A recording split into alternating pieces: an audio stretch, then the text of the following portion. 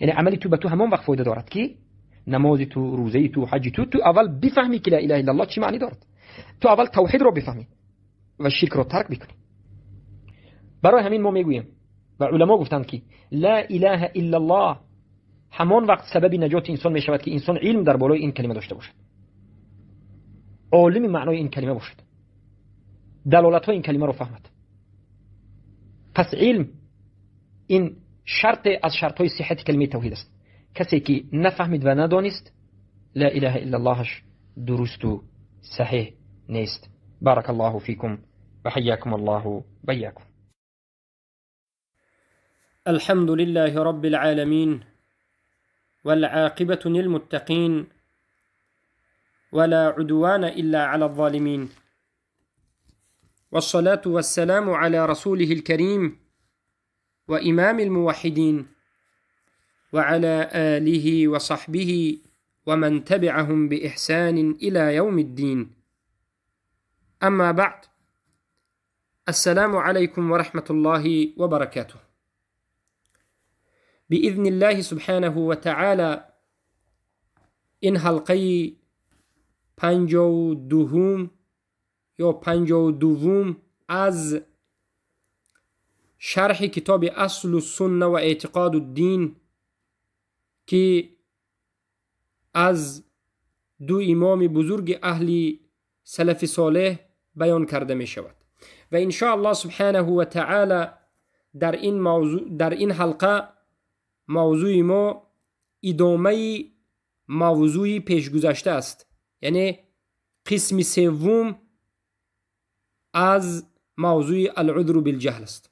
ما در حلقه اول، یعنی در حلقه 49 که اولین حلقه ازیری المشرک بود، حکم ازیری المشرک بود، به شما کتاب اصل السنه رو شرح دادیم، کتاب های علما رو بیان کردیم.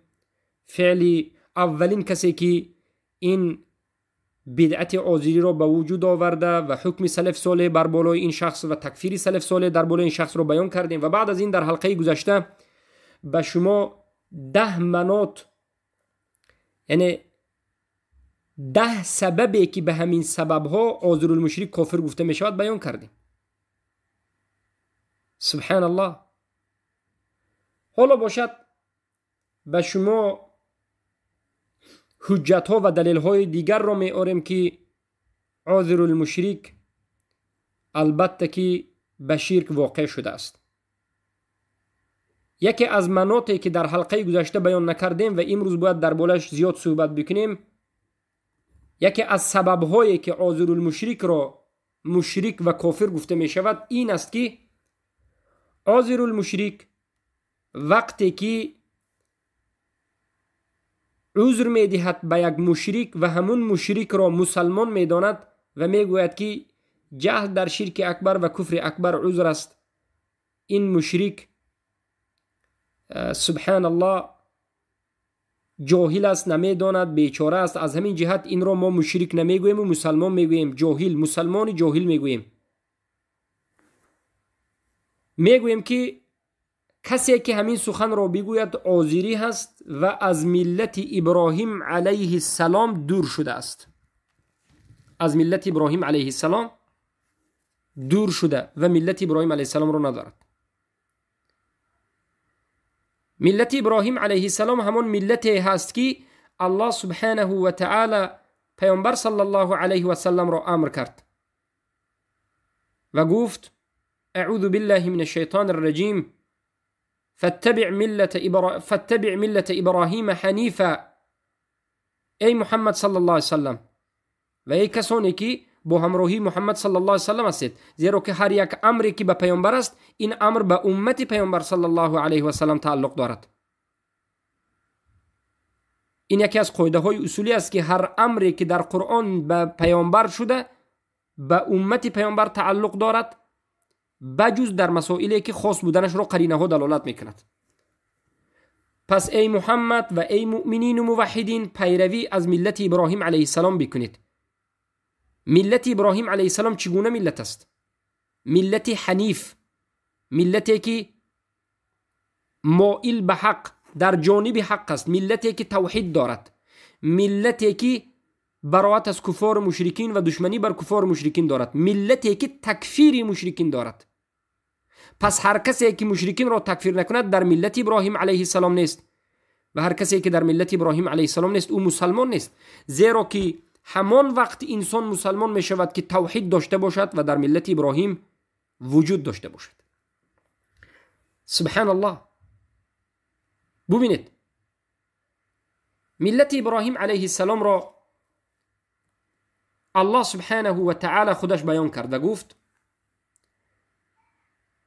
قد كانت لكم أسوة حسنة في إبراهيم والذين معه إذ قالوا لقومهم إنا براء منكم ومما تعبدون من دون الله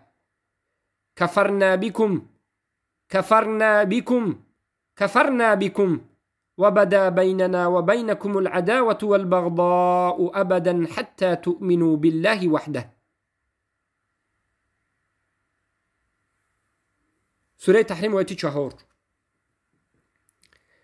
همانا که برای شما ای مسلمان ها ابراهیم علیه السلام یک الگوی نیکو هستند، نمونه که باید شما از همون نمونه عبرت بگیرید، نمونه که باید خود را به همون مانند بکنید، الگوی شما، پیشوای شما که شما باید به همون راهی که ابراهیم رفتن شما بروید، انمین ابراهیم علیه السلام هستند میگید و آنهایی که با همراهی ابراهیم علیه السلام ایمان آورده بودند. نه تنها خود ابراهیم، همراه ابراهیم بوده همون مؤمن هایی که در زمان ابراهیم بودند. چرا؟ زیرا که مؤمنینی که در زمان ابراهیم علیه السلام بودند عقیدهشون مثل عقیده ابراهیم علیه السلام بود. خوب دقت بدید. پس این دلالت میکند که عقیده مسلمان ها باید مثل عقیده پیامبرشون باشد. نمازخوانی مثل پیامبر، حج کنی مثل پیامبر، روزه داری مثل پیامبر، تراویح مثل پیامبر، اما عقیدت مثل اشعری، عقیدت مثل ماتریدی، عقیدت مثل ازیری مشرکی باشه، پس مشرک هستی. امروز اهل بدعت ها برآمدن میگن که عبادتتون مثل پیامبر باشد، زیرا که پیامبر گفتن صلوا کما رأیتمونی اصلی، نماز خونید چخیله که من نماز میخونم. مسئله عقیده از مسئله نماز بزرگتر است. باید عقیدت مثل عقیده پیامبر صلی الله علیه و سلم باشد. چگونه که همراهان ابراهیم علیه السلام عقیدهشون همراهی مثل عقیده ابراهیم علیه السلام 100% بود. از همین جهت الله گفت ابراهیم و الذین معه، اونهایی که همراه اصحاب ابراهیم بودند از ابراهیم جدا نکرد. الگوی شما هم ابراهیم و هم اصحاب ابراهیم علیه السلام است، زیرا که عقیده اصحاب مثل عقیده پیامبرشون است. عقیده صحابگان محمد صلی الله علیه و سلم مثل عقیده رسول الله است. از همین جهت میگیم که ما قرآن و سنت را به فهم صحابگان میفهمیم، زیرا که فهم صحابگان مثل فهم پیامبر صلی الله علیه و سلم بود در اصول دین. بله در مسائل جزئیات این دیگر مسئله است. ما در کجا به ابراهیم علیه السلام پیروی کنیم؟ الله خودش بیان کرد که به ابراهیم پیروی بکنید در این مسائل. مسائل اول، اذ قالوا لقومهم إنا براء منكم ومما تعبدون من دون الله، گفتند که ای قوم ما، ای قوم، همانا که ما براءت خود را از شما اعلان میکنیم و از آن چیزی که شما غیر الله را عبادت میکنید اعلان میکنیم. دو چیزی مهمترین که این از کفر بالطاغوت است. ملت ابراهیم علیه السلام سرشویش کفر بالطاغوت است.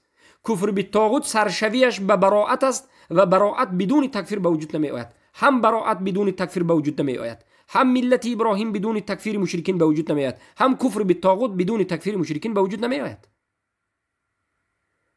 اولین چیزی که ما باید پیروی از ابراهیم علیه السلام بکنیم که الله ما را امر کرد این است که براءت خود را از مشرکین، از همون شخصانی که عبادت غیر الله را انجام میتن اعلام بکنیم و اولین رکن براءت تکفیر مشرکین است.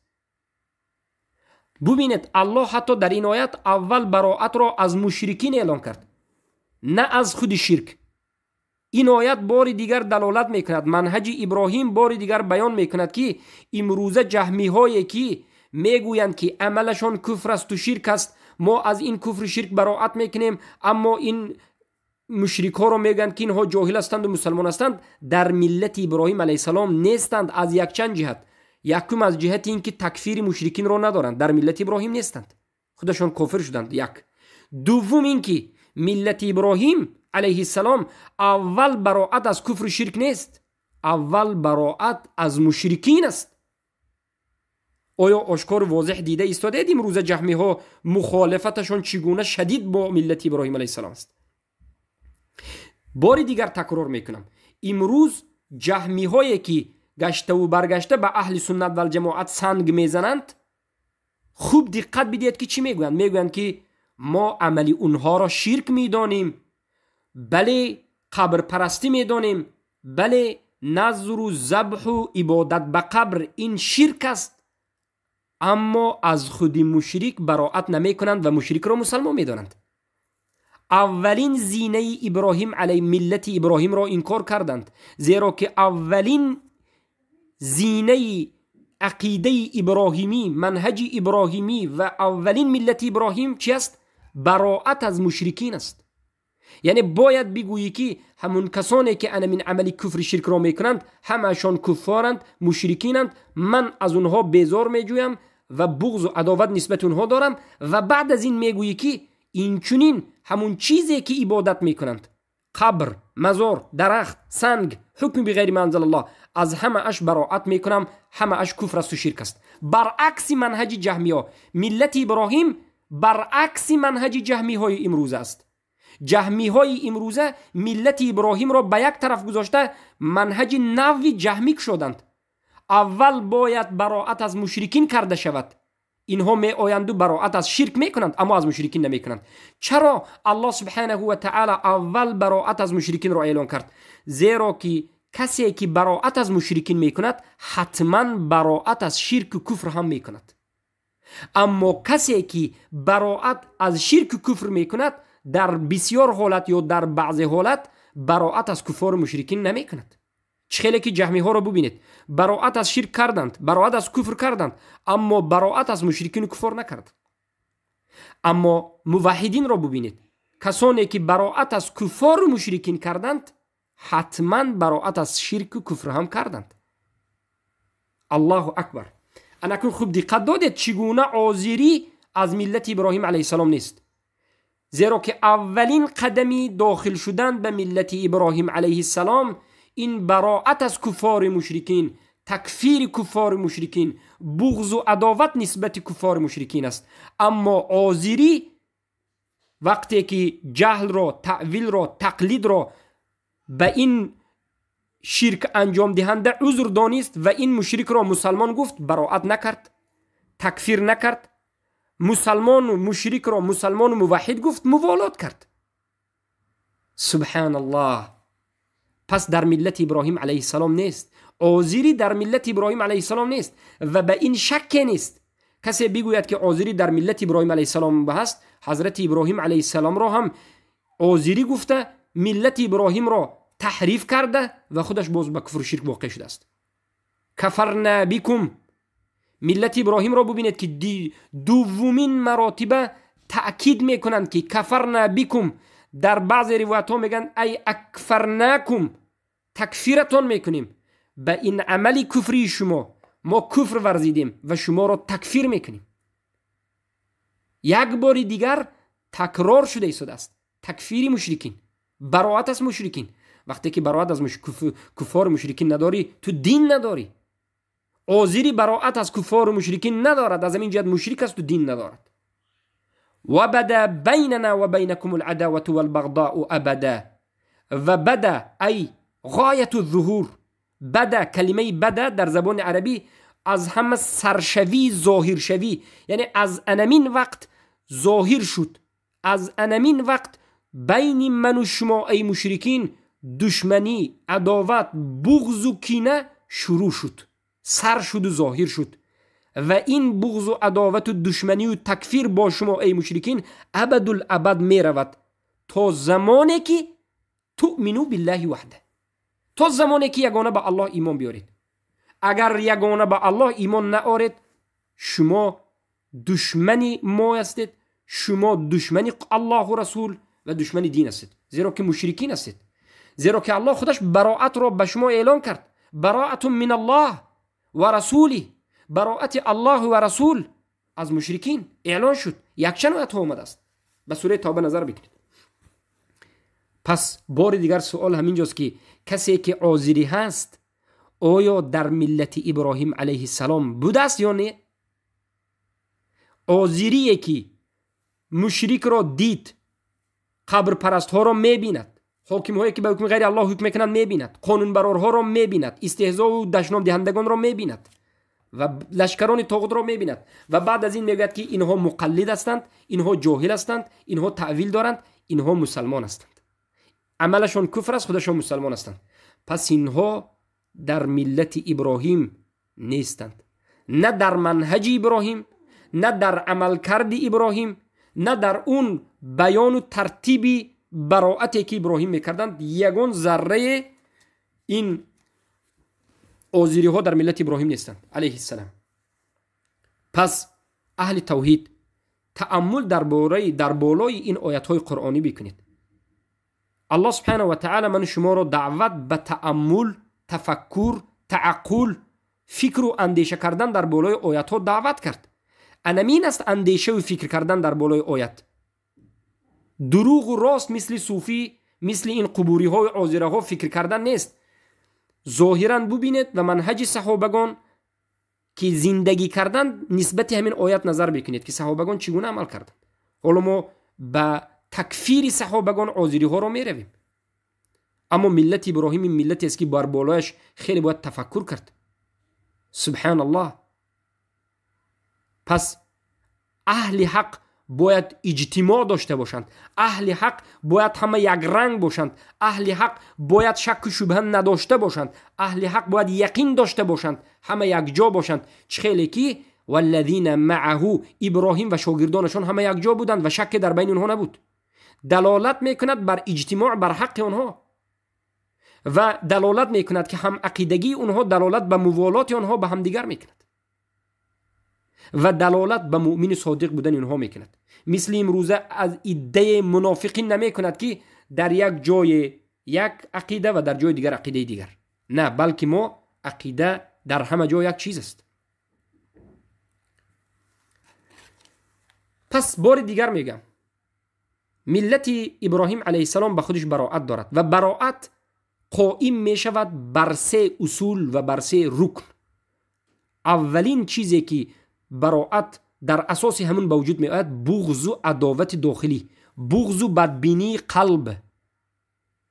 وقتی که براءت از کفار و مشرکین میکنید باید به قلب بغض و عداوت داشته باشه. دومین رکنش همین بغض و عداوت قلبی را ظاهرا بیرون کردن و عداوت ظاهری داشتن با مانند جهاد کردن و قتال کردن، یعنی از براءت است. هم از کفر بالطاغوت هم براءت است. سومین اصول این براءت تکفیر آنها، تکفیر مشرکین، خواه از کفار اصلی یا خواه از کفار مشرکینی که دین قبوری را زنده کردند. سبحان الله. پس به همین براءت امروز به براءتی که از ملت ابراهیم علیه السلام است امروز کی مخالفت میکند؟ مرجئه های زمانه، جهمیه های زمانه. حاجت به رافضه و حاجت به حزبی گفتن و قبوری گفتن نیست، زیرا که همین جهمیه های زمانه خودشون را سلفی و حق میدانند. اینها سلفی نیستند، اینها مشرکین هستند. کسی که در ملت ابراهیم علیه السلام نیست این مشرک است. سبحان الله. و بدا بیننا و بینکم، کلمه بدا بیننا و بینکم، بیننا و بینکم ببینید از دو طرف این را میگن مفاعله. دشمنی از دو طرف باید شروع شود. امروز ما میبینیم که یک عده موحدین هستند که میگویند که ما از مشرکین براءت کردیم، اما مشرکین این موحدین را برادر میدانند. موحدین عقیده خود را ظاهر نکردند، عقیده خود را آشکار نکردند، از همین جهت مشرکین حالا گمان میکنند که این انسان ها برادرشون است. ما میگوییم برادران عزیز، هر کسی که موحد باشد اما مشرک ها این موحد را برادر خود داند، عیب در اینجا در مشرک نیست، در موحد است. موحد کمبودی دارد. موحد عقیدهش رو آشکار نکرد. باید شما عقیده براءت خود را اعلام بکنید.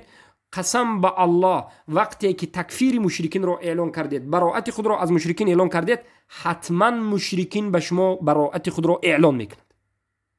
و انمین است ملت ابراهیم علیه السلام و ملت محمد صلی الله علیه و سلم که باید کفار مشرکین از شما براءت خود را اعلان بکنند. قل یا ایها الکافرون لا اعبد ما تعبدون ولا انتم عبدون ما اعبد. یعنی ببینید براءت دو جانبه، براءتی که از دو جانب است. خودت را موحد بگویی و در نزد مشرک خاموش باشی، در نزد مشرک عقیده موحدیت را روس بکنی و مشرک گمان کند که تو هم مشرک هستی، پس تو الان موحد نشدی. مشرک باید بداند که تو موحد هستی. مشرک باید بداند که تو از او براءت میکنی. مشرک باید بداند که تو تکفیرش میکنی. تو چگونه موحد هستی که از بیان عقیده‌ای که در قرآن و در سنت آمده است و این عقیده همه صحابگان و تابعین امت است، از بیان کردنش یا میترسی یا شرم میداری، پس این دلالت میکرد که حالا موحد نیستی. اعلان بکن براءت خود را از کفار مشرکین. نشود که کفار مشرکین تو را برادر دانند و تو خود را موحد دانی. بارک الله فیک. این بود یکی از مناطهای تکفیری کی ها؟ آزیری ها. این از یکی از مناطهای قوی ترین است. یعنی به همین سبب ما ازیر المشرک را که دیده، دانسته، فهمیده یک قبوری را مسلمان میگوید کافر میدونیم. زیرا که کسی که در ملت ابراهیم علیه السلام نیست، این یک سفیهی، یک مشرک است. بارک الله فیک. اما بعد حالا بیایید ما به شما حجت را ذکر بکنیم. حجت ها را در تکفیر آزیری که بعد از مناط ها را ذکر کردن، ما حالا به شما 10 مناط را ذکر کردیم، 10 سبب را ذکر کردیم که به سبب انمین 10 سبب ازیر المشرک تکفیر کرده می شود. الله آیا ازیر المشرک را تکفیر کرده است یا نه؟ رسول الله صلی الله علیه و سلم ازیر المشرک را آیا تکفیر کرده اند؟ آیا صحابگان آشکار واضح ازیر المشرک را تکفیر کرده اند یا نه؟ بارک الله فیکم. بله. اولا نظر میکنیم به سوره التوبه با آیت 65 و 66 تکفیر الله ازیری ها را. لیکن این آیت را جهمی ها نمیفهمند. در قلب های اونها خلف وجود دارد. شقاوت و بدبختی به درجه میرسد که قلب های انسان را کور میکند. اعمل قلوب. الله سبحانه و تعالی میگوید ولئن سألتهم ليقولن انما كنا نخوض ونلعب قل أبالله وآياته ورسوله كنتم تستهزئون لا تعتذروا قد كفرتم بعد ایمانكم. ببینید زمان سوال کردی از آنها، از کیها؟ از کسانی که استهزا کردند و مسخره رسول الله، مسخره اصحاب رسول الله کردند و به شرک واقع شدند. زمانی که از اونها سوال کردی چرا این کار را کردی، چرا به کفر واقع شدید، میگویند که ما داشتیم شوخی و بازی میکردیم، ما ندانستیم، نفهمیدیم که آدم کافر میشود، ما شوخی و بازی کردیم. الله میگوید که آیا به الله، به آیاتهای الله، به رسول الله دارید استهزا و شوخی و بازی و مسخره میکنید؟ به شما کی اجازت داد؟ لا تعتذروا، عذر نبیارید. نفهمیدم نگویید، ندانستم نگویید. قد کفرتم بعد ایمانکم، به تحقیق بعد از ایمان آوردنتون کافر شدید. ایمان داشتید، مؤمن بودید، مسلمان بودید، اما کفرتم، کافر شدید بعد ایمانکم، بعد از ایمانتون. ما بیاید نظر میکنیم وجهی دلاله این آیت. این آیت چگونه دلالت میکند و از این آیت ما چگونه استدلال میگیریم به تکفیر ازیر المشرکین. سبب نازل شدن این آیت رو خوب دقت بدید. اولا این حادثه چی شد؟ در جنگ تبوک، اولین جنگی که رسول اکرم صلی الله علیه و سلم با اهل کتاب میکردن، از مدینه خیلی دور، 700-800 800 کیلومتر. پیامبر صلی الله علیه و سلم از همه سفری طولانیشون همین بود، رفتند و در تبوک 20 روز در همون جا ایستادند. بالاخره جنگ نشد. در همون جا 20 روز صحابگان انتظار امر جنگ و مسائل آموزش جنگ بودند و در همین 20 روز در یکی از روزها یک عده در یک مجلس یک چند نفر، خیلی که در اینجا مؤرخین و مفسرین و محدثین و علما میگویند زیاده از 6 نفر نشسته بودند. یکی از اینها برای سرگرم شدن مجلس، برای یک خنده کردن و برای یک مجلس زیبا کردن، خیلی که امروز بعضی ها برای مردم خنده کردن هر گپی کفریه میگویند و فکر میکنند که کافر نمیشوند، همون وقت هم خیلی کرده بودم. برای جماعت یک خنداندن و یک گرم کردن شوخی و استهزا کرد. کی رو؟ صحابگان و پیامبر رو. پیامبر صلی الله علیه و سلم و صحابگان رو استهزا کرد. چی گفت؟ یعنی من از اینها دیده شکم کلان و از اینها دیده دستغفس و این خیلی آدم ندیدم، اینها جنگ کرده نمیتوانند و همچنین سخنهای گفت از باب استهزا گویا گفت. خودش گفت به خاطر شوخی کردن. این آدم الله سبحانه و تعالی تکفیر کرد. بله. بعد از این در یک نفر به اجماع روایت است که همین استهزا را یک نفر کرد، اما الله سبحانه و تعالی در اینجا به صیغه جمع تکفیر کرده است. نظر کنید به آیه سوره التوبه آیه 66، الله به صیغه جمع مخاطب را ندا کرده یا که بیان کرده است. میگه لا تعتذروا، عذر نآورید، یک نفر را نه، یک چند نفر را. قد کفرتم، به تحقیق کافر شدید شما یک جماعت. کلمه صیغه جمع از 3 نفر زیاد نمی آید در زبان عربی. این دلالت میکند و این چنین قصه دلالت میکند و این چنین تکفیر پیامبر دلالت میکند که یک نفر شوخی کرد، 5-6 نفری دیگر نشسته ها خاموش نشستند، از درون همونها یک نفر خست به رسول الله رفت و خبر داد. همون یک نفری خسته رفته به رسول الله خبر داده، تکفیر نشد. اما 5 نفری دیگری که خاموش جیم سکوت کرده همین سخنی کفری را گوش کرده نشسته بودند تکفیر شدند. وجه استدلال ما از این آیت همین است که او 4-5 نفری که به زبانشان کفر را نگفتند، استهزا نکردند، اما به گوششان فقط همون کفر را شنیدند، به چشمشان همون کافر را دیدند، اما تکفیر نکردند، براءت خود را، بغض و عداوت و تکفیر خود را اعلان نکردند، به نزد رسول الله رفته خبر ندادند. الله سبحانه و تعالی و رسولش همین 4-5 نفر خاموش نشسته در روبروی استهزا کننده را تکفیر کرد. الله اکبر.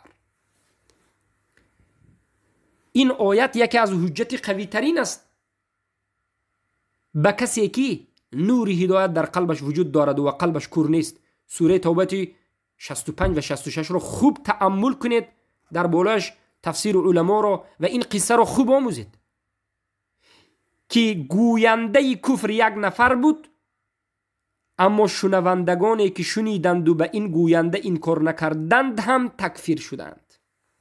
به سبب چی؟ به سبب این که سکوت کردن در روبروی شرک و کفر این علامت بریزو است. در حالتی که قدرت داری، تو قدرت داری، میتوانی که سخن کنی، تو میتوانی که خیزی روی، اما نرفتی، جیم خاموش گوش کردی نشستی، یا کفر را نشناختی یا کفر را طرفداری کردی یا راضی هستی. یکی از اینها که همش کفر اکبر است، تکفیر شد. ازیری، الله اکبر.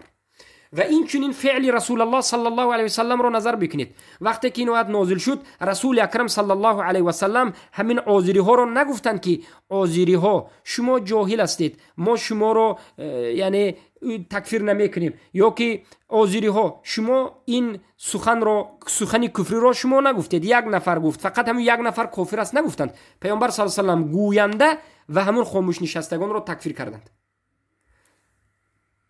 از من شاید سوال بکنید که ابو محمد مدنی شما میگوید که ازیری المشرک را اول حجت میرسونیم بعد تکفیر میکنیم، در اینجا الله و رسول بدون حجت تکفیر کرد. ما میگویم که ازیری المشرکی که علم دارد، ازیری المشرکی که میداند و میفهمد، یک بار تکفیر میشد. این ازیری المشرک میدونستند و میفهمیدند، چرا که یکی از صحابه از بینشون خستند به این ازیری ها تنقید کردن، گفتن که گوش نکنید، این به این کار کنید.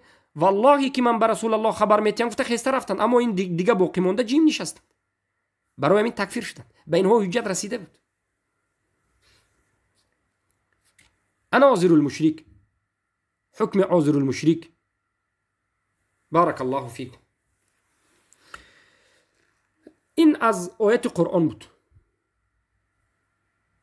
و در مسئله یکی از آیات هایی که اهل بدعت حجت می آورند سوره توبه آیت 115 بود. والله اعلم، اگر خطا نکنم یکی از آیات هایی که الله سبحانه و تعالی دعا کردن در حق مشرکین را بعد از بیان شدن منع کرد. این هم دلالت به خطر ازیری میکند. ازیری ها که مشرک را مسلمان میدانند بالاخره در حقش دعا میکنند. الله سبحانه و تعالی امر کرد به نبی، به رسول الله صلی الله علیه وسلم و به پیروانشان که شما بعد از بیان شدن این که اینها مشرک هستند هیچ دعا نکنید، اینها را مسلمان نگوید. دعا کردن بعد از مردنش اگر مشرک گفته باشد هم جایز نباشد، چگونه است مشرک را مسلمان بگید؟ بارك الله فيكم. این بود دلیل از قرآن و دلیل از سنت رسول اکرم صلی الله علیه و سلم در تکفیر ازیر المشرک که مسئله خیلی وزنین است و در قرآن و سنت ثابت شده است. حالا میگردیم به مسئله تکفیر صحابگان ازیر المشرکین رو. بعد از وفات پیامبر صلی الله علیه و سلم ابوبکر الصدیق رضی الله عنه خلیفه رسول الله صلی الله علیه و سلم شدند و البته که پیامبر صلی الله علیه و سلم امر کرده بودند که تمسکوا بسنتی و سنت الخلفاء الراشدین المهدیین، به سنت من چنگ بزنید و به سنت خلفای راشدین چنگ بزنید. ابوبکر صدیق از همه عالمترین این امت، بهترین این امت بعد از رسول الله صلی الله علیه و سلم، عالمترین این امت بعد از رسول الله، موحدترین این امت بعد از رسول الله صلی الله علیه و سلم. ببینید که با ازیر المشرکین چگونه معامله کردند. ببینید که با ازیر المشرکین چگونه معامله کردند. خوب قصه معلوم است. وقتی که میکروفون کشید برادر، وقتی که یک عده در زمان پیامبر صلی الله علیه و سلم ایمان آورده بودند و بعد از این که پیامبر صلی الله علیه و سلم وفات کردند بریده واقع شدند به سبب امتناع، یعنی گفتند که زکات فرض است اما ما زکات رو نمیدیم. بالاخره جنگ کردند با حضرت ابوبکر صدیق. ابوبکر صدیق آنها را مرتد گفتند، جنگ کردند و در جنگ شکست خوردند. ببینید حضرت ابوبکر صدیق رضی الله عنه توبه اینها را کی قبول کردند؟ گفتند که شما وقتی که به من جنگ کردید بگویید که همون وقت کافر بودید و بگویید که مرده هایی که از جانب شما مرد اونها جهنمی اند. بعد از این توبه شما قبول است. الله اکبر. یعنی اگر همون انسان هایی که زکات رو نمی دادند بیایند و بگویند که ای ابوبکر صدیق ما توبه کردیم، ما زکات رو به تو میدیم، اما مرده های خود ما رو جهنمی نمیگوییم زیرا که ما اونها را تکفیر نمیکنیم. جهنمی گفتن تکفیر کردن است، تکفیر همین دنیا و آخرت. و خدا ما که به تو جنگ کردیم در حالت جنگ کردن تا حاضر رو هم تکفیر نمیکنیم، کافر نمیدونیم. در حالتی به تو جنگ کردن خودمان رو مرتد نمیدونیم، اما به تو تسلیم میشویم از سبب اینکه زورمون نرسید. ابوبکر صدیق 100% قبول نمیکردند، زیرا که ابوبکر صدیق ببینید این عازری ها را مشرک دانستند. گفتند که تا زمانی که شما مرده هایتان را که با ما جنگ کردند و وفات کردند کافر و جهنمی نگوید، توبه شما قبول نیست. یعنی تا زمانی که شما عازری هستید شما مرتد می ایستید. زمانی که شما به اونها و به خودتون عذر ندادید و گفتید که بله ما زمانی که زکات رو از دادنش دست کشیده بودیم کافر بودیم و مرده های ما کافر است گفتید، بعد از این شما چی میشوید؟ بعد از این شما مسلمان میشوید. الله اکبر. شما خوب دقت بدید که این تکفیر ابوبکر صدیق رضی الله عنه چگونه شدید است. چگونه شدید است. یعنی به دیگر عباره اگر بگویم حضرت ابوبکر صدیق رضی الله عنه به اونها شرط موندن که اگر عازری باشه توبه شما قبول نیست، اگر تکفیر کنید حالت خودتون رو که پیش بودید و مرده هایتون رو کافر و جهنمی گوید بعد توبه شما قبول است. چخیلی که این روایت مختصرا در روایت امام بخاری آمده است، در مسند احمد آمده است، خیلی زیاد است. ببینید من حالا روایت رو به شما کمی به عربیش میخونم. ولما قدم وفد بزاخة من اسد و غطفان الى ابي بكر يسالونه الصلح و دفع الزکاة الیه. بعد از این که ابوبکر صدیق اعلانی براءت کردند از همون مانعان زکات، ندهندگان زکات و اونها را مرتد و کافر دانستند، اینها از کدام قوم بودند؟ بنی اسد بودند، از قوم بنی اسد و بنی غطفان، از دو قوم بودند. اینها به نزد ابوبکر صدیق آمدند و گفتند که بیا صلح کنیم، بیا صلح کنیم. ای ابوبکر صدیق بیا صلح کنیم و ما به تو ابوبکر صدیق زکات میتیم. ببینید خیلی خوب دقت بدید قصه رو. ابوبکر صدیق اونها رو تکفیر کردند، جنگ شدنی اونها اومدند و گفتند که ابوبکر ما میخوایم که به تو صلح کنیم و میخوایم که به تو زکات دیم. از نظر عازری ها مسئله تمام. عازری ها یک بار میگن که بله تمام، شما اگر به ما زکات دید، شما اگر به ما صلح کنید، تمام شما مسلمانید، دیگه کمبودی نداره. لیکن مذهب صحابه ها رو نگرید چی گفتند. صحابه ابوبکر صدیق رضی الله عنه و دیگر اجماع صحابه یگان نفر قبول نکردند صلح اونها رو، یگان نفر زکات دهی اونها رو خارج شدن از ریده ندانستند. گفتند شما در ریده هستید اگر زکات را بدید. برای همین ابوبکر صدیق گفتند خیرهم ابوبکر اونها را اختیار گذاشتند بین الحرب المجلیه او السلب المخزیه. پیامبر ابوبکر صدیق به این مرتدها گفتند که شما دو اختیار دارید، یا که شما جنگ میکنید، جنگ آشکار و واضح، یا که شما تسلیم خوار و زار شده میشوید، یا به ما تسلیم خوار و زار شده میشوید. هم تو آمده صلح کردن به حق ندارید، شما باید خوار و زار شوید.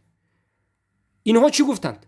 مانع الزکات گفتند که فقالوا الحرب المجلیه عرفناه فما المخزیه. حرب مجلیه فهمیدیم لیکن صلحی یا تسلیم شدن خوارزاری رو نفهمیدیم. این چی معنی دارد؟ ابوبکر صدیق رضی الله عنه گفتند که تؤخذ منکم الحلقه والكراع وتتركون اقواما يتبعون اذناب الابل حتى يرى الله خليفه نبيه والمؤمنين امرا يعذرونكم به وان نغنم ما اصبنا منكم وتردون علينا ما اصبتم منا وحتى تشهدون أن قتلانا في الجنة وقتلاكم في النار وتدون قتلانا ولا ندي قتلاكم. الله أكبر. روایت امام بخاری مختصری که این چیزی که میگیم. ابوبکر صدیق گفتند که همان وقت شما صلحتون قبول میشود که تسلیم شوی شما، تسلیم خوار زاری شما انا این گونه است. ما از شما همه چیزی دارایتون رو میگیریم و شما رو چوپان میکنیم و به یک دیگر جا روانه میکنیم تا همان زمانی که ما دینداری حقیقت شما را فهمیم که شما حقانی توبه کردید یا نکردید. هر آن چیزی که از این جنگ به دست ما از شما غلطید، پول و مال اموال شما برای ما غنیمه شد، ما به شما گردانیده نمیتیم. هر آن چیزی که از این جنگ از ما به شما غلطید، شما حتما به ما آورده میدهید و تا این که شما شهادت میدید و شهادت میدهید که کشته های ما، کشته شده های ما در این جنگ جنتی است و کشته شده های شما جهنمی است. یعنی آزیری نمیشوید. آشکار و واضح موالات را بیان میکنید که جانبدار حضرت ابوبکر جنتی در این جنگ وفات کرده شهید و جانبدار ما همه کافر و جهنمی. یعنی آزیریش بودی اگر عذر تیو بگویی که نه اینها مسلمان بودند آخر بیچاره جاهل بودند بگویی تو کافری، تو توبت قبول نه، مرتدی گفت ابوبکر صدیق رضی الله عنه. و بعد از این گفتند که ما شما به کشته های ما دیه میتید، ما به کشته های شما نمیتیم. و اینها فرزنداش کودکاش گرفتن غنیمه و اینها خودش پیش کردن به صحرا. یعنی ببینید ابوبکر صدیق رضی الله عنه توبه مرتدین را که زکات نمیدادند فقط با دادن زکات قبول نکرد، تا همان زمانی که اقرار بکنند که آنها کافر بودند، بعد از اسلامشون کافر شدند و همون مرده هایشون در حالت کافری مرد، و تا اون زمانی که تکفیر نکنند و در همین مسئله اقرار نکنند کفر اکبر را، اینها کافر میستند. پس ابوبکر صدیق آزیری ها را مسلمان میدانستند یا نمیدانستند؟ مسلمان نمیدانستند، آزیری ها را تکفیر کردند. البته بعد از بیان حجت اینجا با بیان کرده است. انا این حجتی قوی ترین در فعل ابوبکر صدیق رضی الله عنه است. اما در مسئله فعل دیگر از صحابگان رضی الله عنهم بمانند صحابه جلیل عبدالله ابن مسعود رضی الله عنه میبینیم که عبدالله ابن مسعود وقتی که در کوفه یعنی عراق، در شهر کوفه حاکم بودند، عبدالله ابن مسعود حاکم بودند، ولی الامر در همون جا بگویم نماینده از صحابگان. در همون جا یک مسجد بود به نام مسجد بنو حنیف. بنو حنیف میدانید کی است؟ همون قومی که بنو حنیف همون قومی که مسیلمه کذاب از همین قوم بود، مسیلمه کذاب از همون بنو حنیف بود و خود را به همین قوم خود را پیامبر اعلان کرده بود. در زمان ابوبکر صدیق اونها را مرتد گفتند، جهل را عذر ندانستند. همه آدم هایی که در همون بنو حنیف پیروی، خواه جاهل خواه غیر جاهل، اکثریت جاهل بودند، همه را مرتد گفتند، اونها را نابود کرده، مسیلمه کذاب را کشتند و باقی مانده یک عده انسان هایی که از همون بنو حنیف توبه کرده بودند از نجد، بنو حنیف در نجد است، گرفتند، یا در طرف های ابها است میگن، گرفتند بردند به کوفه، اونها را به یک صحرا ترک کردند. یعنی عقاب مرتدین امین است که از شهر خودش بیرون میکنید به یک جای صحرای عذاب. بنو حنیف در اینجا که در اون صحرا بودند به خودشون یک مسجد پوشیده در همون جا زندگی میکردند و در همون مسجد آمده با همون قوم مسلمان ها نماز میخوندند. یک روز یکی از مسلمان ها به مسجد در آمد و بعد در بعضی روایت ها خودی عبدالله ابن مسعود و در روایتی که امام بخاری روایت میکنند یکی از نماینده های عبدالله ابن مسعود به مسجد رفت که یکی از عبدالله ابن امانه بود، انا همچنین انسان دارد مسیلمه کذاب رو خوب میگوید. در بعضی روایت ها در اذان میگوید که مسیلمه هم پیامبر بود میگوید، در بعضی روایت ها در درون مسجد خوب میگوید و در درون مسجد به روایت های مختلف 70 نفر 100 نفر 150 نفر به روایت های مختلف در سنن و مسند آمده است، همه سخنی همون انسان رو میشنوند، سخنی همون عبدالله حنیفی رو، اما به او انکار نمیکنند. عبدالله ابن مسعود رضی الله عنه این خبر رو میفهمند و صحابگانی که در کوفه بودند همه رو جمع میکنند، یک مجلس میکنند. در این مجلس همه صحابگان اتفاق میکنند که گوینده سخن کفر که مسیلمه کذاب رو خوب گفت کافر و مشرک و مرتد شد، هیچ عذری ندارد، باید سرش زده شود، حتی استتابه اش قبول نیست. استتابه همین که 3 روز برده ما اینا توبه کنانیم، اگر توبه کند بعد از 3 روز باز نمیکشیم. گفتن نه، این استتابه به حق ندارد، تمام، زیرا که این یک بار کافر شده بود، در حق مسیلمه ایمان آورده بود، از این جزیره بیرون کردیم، باری دیگر دوم بار کرد، تمام، دیگر این فرصت ندارد، شانس ندارد، این تکفیر کرده می، این باید تکفیر معذب. سری این رو زدند، عبدالله ایمان رو سرش رو زدند. اما باقی مانده او بر روایت‌های مختلف عددهایی که 10 نفر بودند در اهل مسجد، صحابگان همه اجماع کردند که همون در مسجد بوده همه کافر است. ببینید همون ازیری هایی که در مسجد بودند چرا کافر شدند؟ همون انسان هایی که در مسجد بودند آیا سخنی کفری گفتند؟ نگفتند. یگان عملی کفری کردند؟ نکردند. چرا صحابگان عبدالله ابن مسعود و دیگر صحابگان اجماع کردند که این اهل مسجد کافر شدند؟ برای آنکه اینها همون عبدالله را دیدند که آشکار و واضح به کفر سخن میکند، در رو برویش چی کردند؟ خاموش نشستند و او را عذر دادند و او را مسلمان گفتند. از سبب همین صحابگان این جماعت را تکفیر کردند، زیرا که حالا اسلام را اینها نشناختند. اگر اسلام را میشناختند در رو بروی کفر این عبدالله حنیفی که از بنی حنیف بود در رو بروی او خاموش نمی ایستادند، باید این کار میکردند. زیرا که دولت اسلامی طاغوت نیست، هیچ کس شما را به خاطر ظاهر کردن تکفیر این کار نمیکند. برعکس وقتی که مشرک را مشرک گوید همه طرفدار شما است. در همین زمان وقتی که مشرک را این کار نکنید، کفر او را این کار نکنید، کافر هستید. این مسجد جرمشان چی بود؟ اهل مسجد جرمشان این بود که ازیری مشرک ازیری کافر شدند. عبدالله گفتن یک انسان از قومشان کفر اکبر را کرد، 10 نفر زیاده از 50 نفر یا کم یا زیاد انسان ها دیده و دانسته به او عذر دادند. صحابگان اجماع کردند که همین در اهل مسجد بوده انسان ها همش ازیری است، همش کافر است، زیرا که اسلام را نفهمید، در ملت ابراهیم علیه السلام نیست، کفر به طاغوت ندارد، اسلام را ندارد، لا اله الا الله نوبه شد. و بعد از این صحابگان بین همدیگر حتی اختلاف کردند که همه این اهل مسجد را باید بکشیم یا نکشیم. البته به همین نتیجه داد سخن صحابگان که همون سرکرده عبدالله که اولینش از سرش یک باره میزنند، اما این باقی مانده را 3 روز میبرند و محکم میکنند، در حبس، در تورمه، در زندان. به توبه کردن به اینها وقت میدهند، به ازیری مشرک حجت میرسانند، توبه باید بکنند. انا از همین جا میگم که حجت رسانده میشود. در مسئله چی؟ در مسئله البته خونش در اینجا شده است، زیرا که اینها عالم بودند. اینها مسئله مسلمه کذاب و عالم بودند، یک بار تکفیر شدند در همین مسئله. بعد از این که توبه کردند آزاد میکنند. بله این اهل جماعت را بردند و محکم کردند، اینها توبه کردند و بعد از این گشته سر دادند. و این روایت در صحیح بخاری آمده است و این روایت در صحیح مسند آمده است. این روایت در کامل قصه اگر خواهید که بفهمید در سنن بیهقی آمده است. شما دیده سادت. البته صحیح بخاری نگفته نماند که در صحیح بخاری مختصرا معلقا آمده است، معلق به طرز معلق آمده است، نظر کنید به کتاب الحوالات.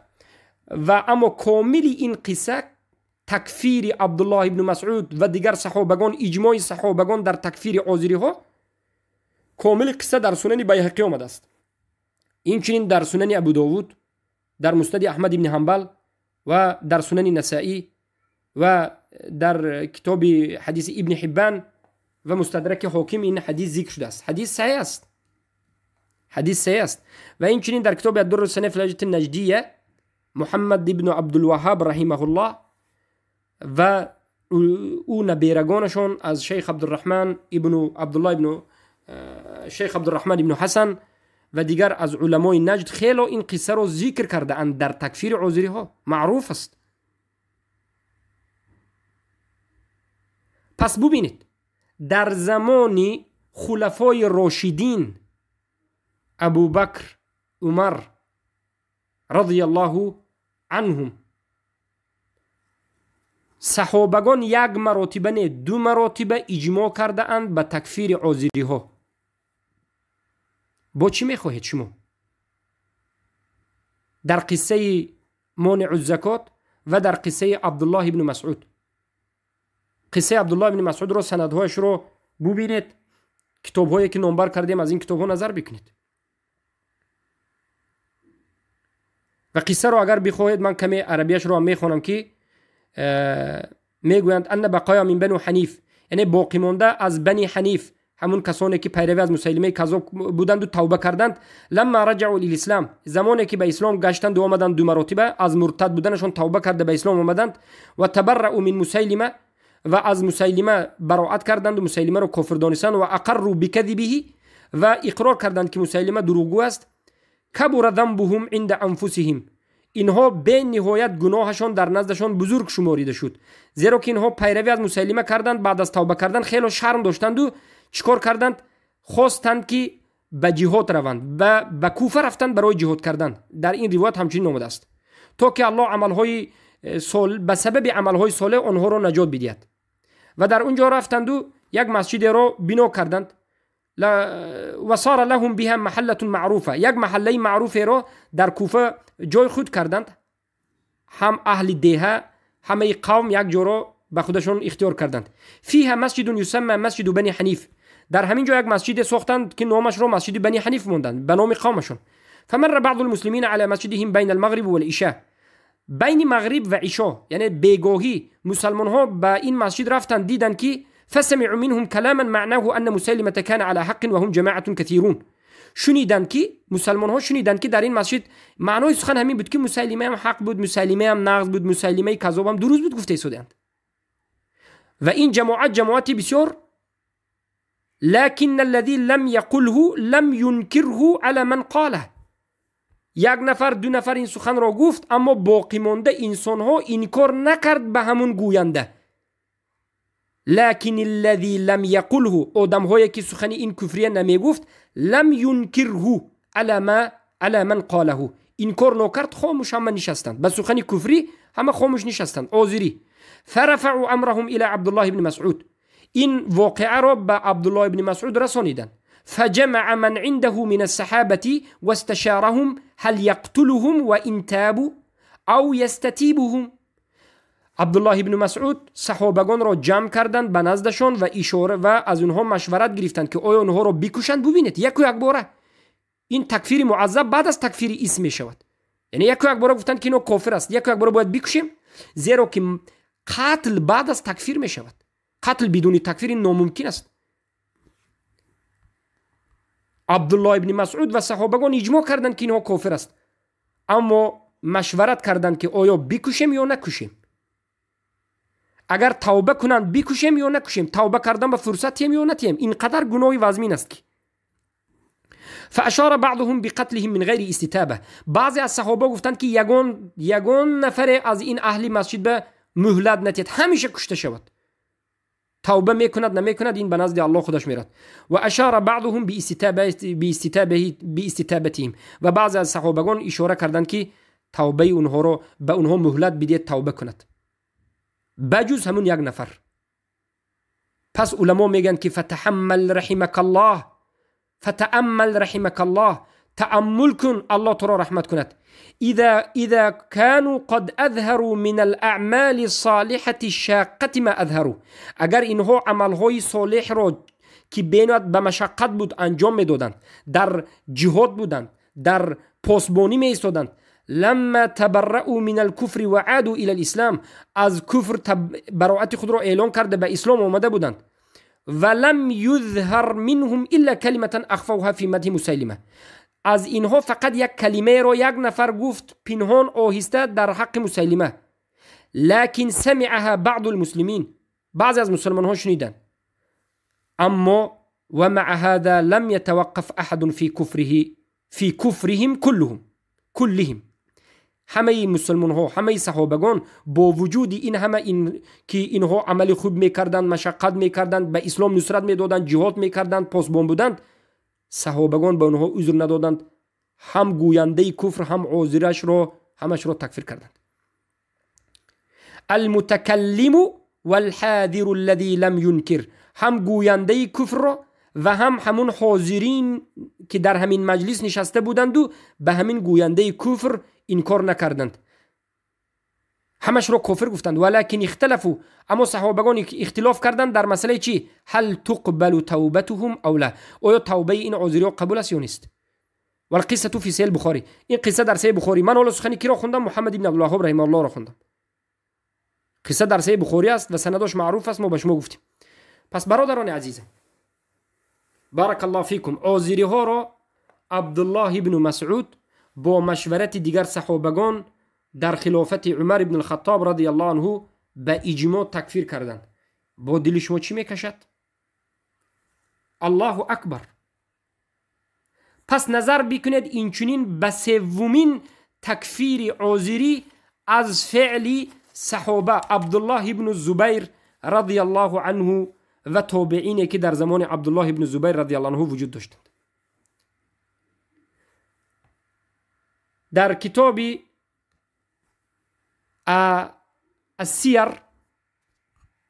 مختصر سیر، این کتاب هم یکی از کتاب های محمد بن عبدالوهاب رحمه الله است، علمای نجد است. نظر کنید به کتاب مختصر السیره صفحه 34 آمده است که البته این قصه معروف است. در مسئله بارك الله فيكم یک انسانی که نامش المختار ابن ابی عبید بود، این تابعین بود، همین مرد تابعین بود. قصه المختار ابن ابی عبید زنید. کسانی که کتاب ندارید یا کتاب پیدا کرده نمیتوانید به گوگل هم زنید میبراید. این بخصوص جهمی هایی که کتاب نمیتوانم پیدا کرده، اینها کتاب نمیفهمند چه خیلی استفاده بردنش رو هم لااقل به شیختون، به همین گوگلی که شیخ شما است مراجعه کنید. در همین گوگل وجود دارد روایت ها، الحمدلله همش میبرد. امروز آسان است. نویسید که قصه المختار ابن ابی عبید الثقفی، قصه مختار پسر ابی عبید ثقفی. این چگونه قصه است؟ اولا ابی عبید ثقفی، المختار ابی عبید ثقفی، این کی بود؟ این تابعین بود. این تابعین بود و حتی بعضی روایت ها هست که این دامادی عبدالله ابن مبارک هم بود. یک وقت یکی از دخترهاش گرفته بود، گفته روایت هم هست سحری میگند، سحر عبدالله ابن عمر میگند به بعضی روایت ها. زیرا این آدم یک چند زن داشت و زن گرفته جواب داده و همچنین. انا همین انسانی که تابعین بود، مسلمان بود، دعوای پیامبری میکند. مرد از تابعین مصاهر لعبدالله ابن عمر، یک آدم صالح بود، لیکن در آخر امرش دعوا میکند که به او وحی می آید از جانب الله. عبدالله ابن زبیر رضی الله عنه به سوی انا همین آدم چیکار کردند؟ لشکر کشیدند. زیرا که اینم به خودش پیرو داشت، به خودش دیگر لشکرچه داشت.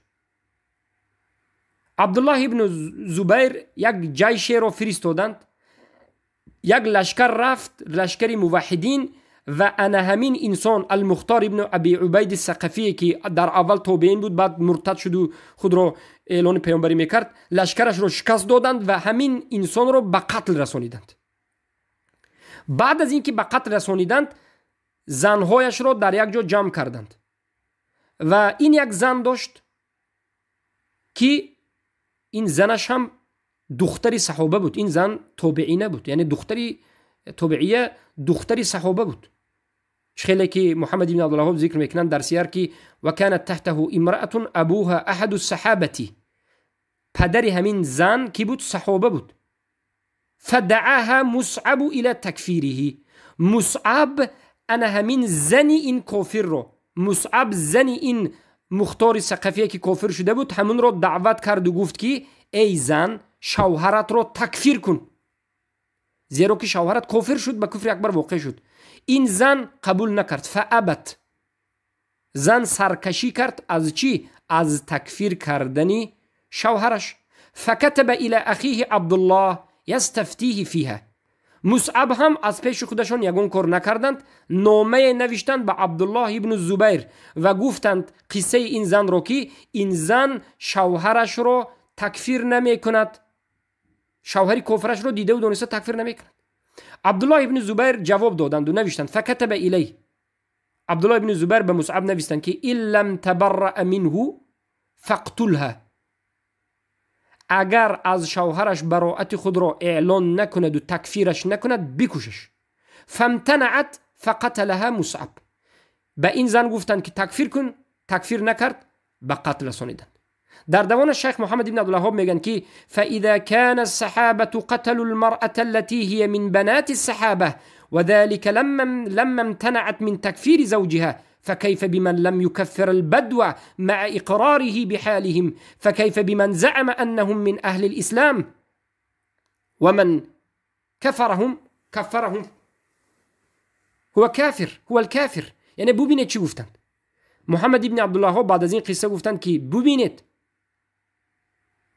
اگر یک دختری صحابه رو قتل کرده باشند، یک زن رو قتل کرده باشند، یکی از دخترهای صحابه رو به خاطر اینکه شوهرش رو تکفیر نکرد، به خاطر عذری بودنش تکفیر کرده، قتل کرده باشند، پس چی برسد به امروزه انسانهایی که خودشان رو مسلمان میگویند اما بدو رو تکفیر نمیکنند، قبر پرست ها رو تکفیر نمیکنند، حالشان را اقرار میکنند، یعنی میبینند و میدانند و تکفیر نمیکنند.